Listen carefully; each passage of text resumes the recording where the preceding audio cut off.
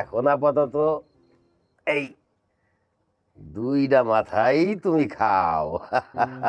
একটু ঝোল দেন আব্বা। হ্যাঁ, এই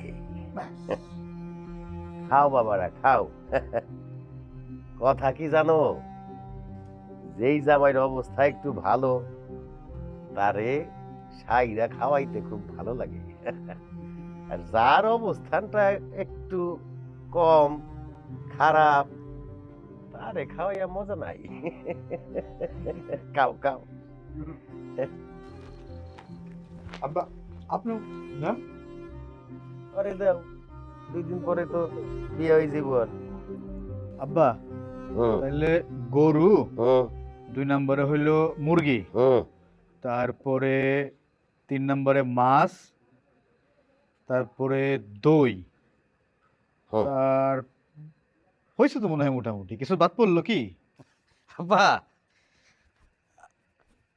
মিষ্টিটা মনে হয় বাদ পড়লো আব্বা। আপনি এর মধ্যে কথা কইতে আছেন কে? হ্যাঁ, আব্বা আপনারে কথা কইতে না করছে না? তুমি এখানে কেন আসছো?